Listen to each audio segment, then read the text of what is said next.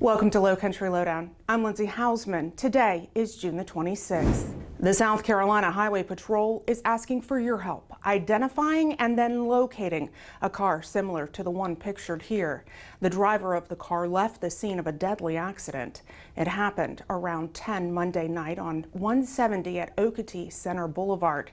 Two cars hit a pedestrian crossing 170, killing that person. The driver of the first car stayed while the driver of the Toyota Camry took off towards Bluffton. Troopers say it's a 2007 to 2009 model Camry. They're not sure of the color. However, it would have damage on its left front end.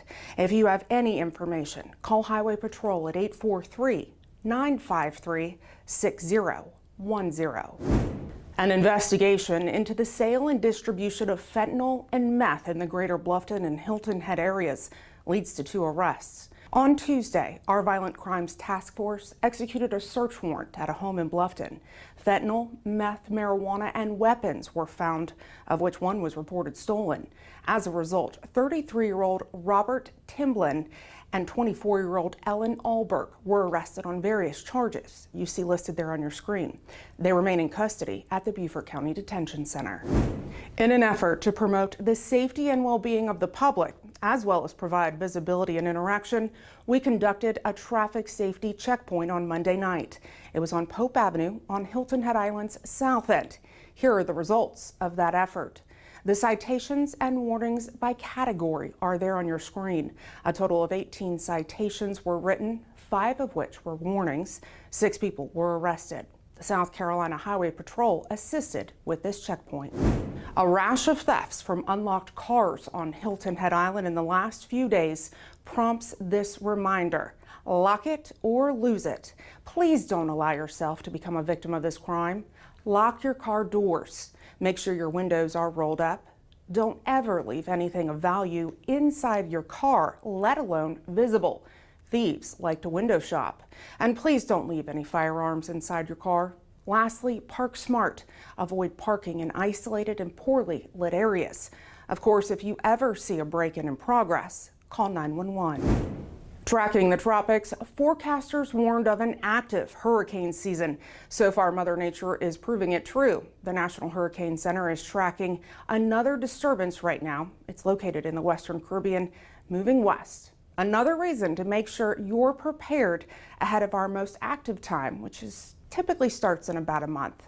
On Tuesday, Major Zamar of our Emergency Management Division talked hurricane preparedness during a workshop that was held at the Buford Branch Library. Everything from household and personal preparations and planning to evacuation procedures and routes and re-entry procedures. All of this information and more is in our Storm Center.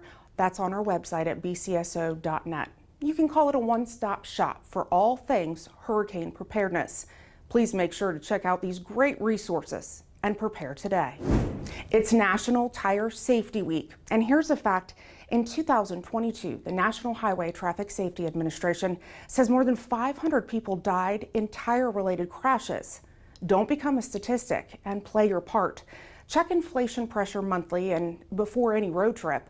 Also, make sure to get the alignment checked, rotate your tires, and always make sure your tire tread is good. That brings us to our upcoming holiday. AAA projects 70.9 million people will be traveling for the 4th of July holiday. Whether by plane or car, it's projected to be the busiest year ever. If you're planning to travel by car, remember, the early bird catches the worm, meaning the least amount of traffic. Early mornings or late evenings are your best time to travel to avoid heavy traffic. And whether you're on the road or on the water, it is never okay to operate a vehicle under the influence. That's the reminder ahead of this 4th of July holiday. Statewide and here in Beaufort County, you can expect to see an increased law enforcement presence on our roads and waterways starting this weekend and through next week. We urge you to buckle up and obey the posted speed limits. If you're celebrating with cocktails, designate a driver or use a rideshare service. If you're out on the water, designate someone to stay sober to operate the boat. Also, make sure you have the proper safety gear on board that boat and life jackets for all occupants. You can find all those details and more safety information online at dnr.sc.gov/boating. If you enjoy fireworks, on Sunday, the town of Bluffton will host its 3rd annual Independence Day celebration. The fun begins at 5 at Martin Family and DuBose Parks. That's in Old Town Bluffton. The fireworks show will start just after 9 and can be seen from Oyster Factory and Wright Family Parks. Now, the town suggests folks park at MC Riley Elementary, which is on Burnt Church Road. Free shuttle services will run from 3 to 11 on Sunday. Next week, we'll fill you in on all the other firework displays that are taking place on the 4th. And it's always a great sight to see the annual salute from the shores. The flight schedule you see there on your screen. Different aircraft will fly over, like F-16s and a C-17.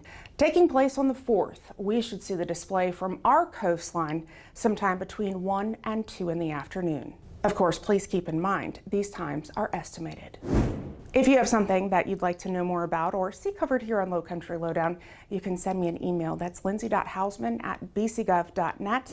Of course, every week I tell you, make sure to follow us on all of our digital and social media platforms. It's a great way to stay up to date, in the know, and engaged with us. Thank you for watching this week's episode. We'll see you next week. Stay safe.